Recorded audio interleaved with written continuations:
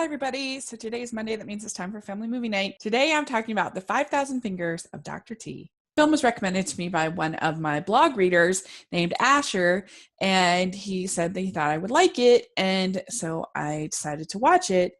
And I really did like it. And it's really interesting because I don't like a lot of fantasy stories that other people like about like dragons and lore and mythos and stuff like that. There's a few that I like, but a lot of them I find really boring. And, setting up the worlds and everything like that to me is just, it's just not interesting to me. But the interesting thing is that I've noticed that I do like more surrealist ones that are just kind of crazy and madcap and nutso. And I don't know why, because a lot of people hate those because there's like not that much story. But I guess I don't know. It's an interesting thing. I guess I just think they're really funny and sweet and fun and the nonsense. I love Alice in Wonderland, and I love like Time Bandits and weird movies like that that don't have a whole lot of story. But I love Spirited Away, movies that are sort of surrealist and bonkers, and I don't know, I just think that's sort of fun. I really like the pink elephants on parade sequence in Dumbo. I don't know, just that's the kind of creativity I guess that inspires me more than these sort of epic fantasy stories. It took me a long time to come around to Lord of the Rings and some of those other things that I do like now. This movie is really well known because it is the only live action film that Dr. Seuss really worked on, or that he worked on the screenplay for, and it's based on one of his stories, his conception.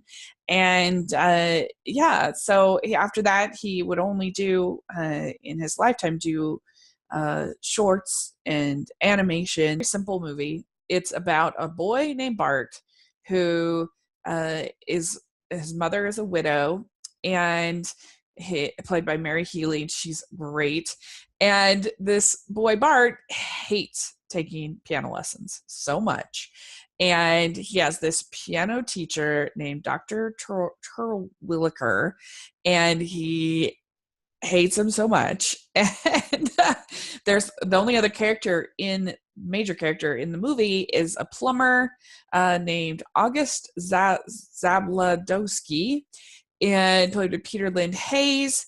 And it's just basically about this boy. It's kind of similar to the Phantom Tollbooth, a lot like that, if you like those kind of stories.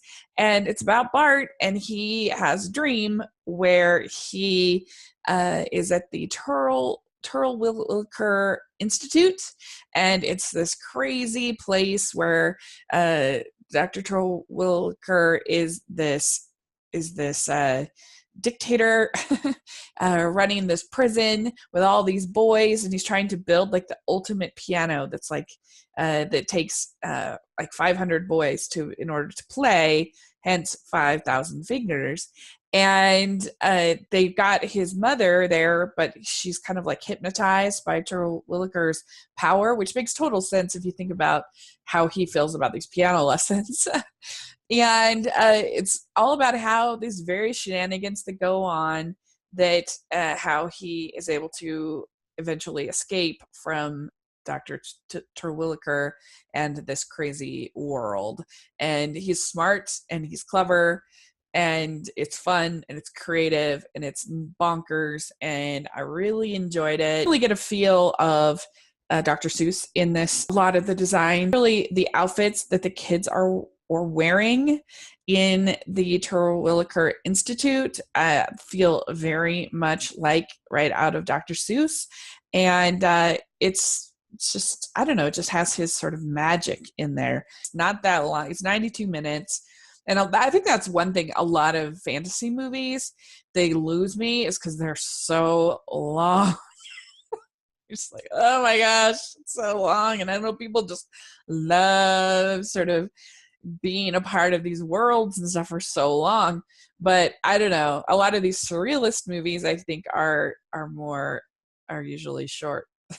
So there you go. Dr. Seuss was in his books, like things like "Oh, the Places We'll Go," is very respectful to children, and he had a love for children. You can definitely see that, and in his many books. And I think that you see that here, where the main problem is that Bart is not being listened to at all. And yeah, sometimes kids need to be sold, you need to do this because it's good for you.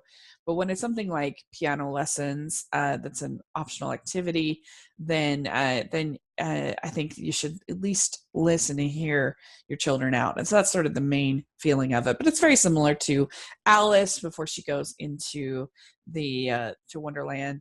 Her sort of talking to her governess about wanting only pictures and books, and wanting make believe all the time. Know what you think. If you've seen the 5,000 Fingers of Dr. T, let me know what you think. I'd love to know. So thanks so much. Please subscribe to my channel. I'll talk to you later. Bye.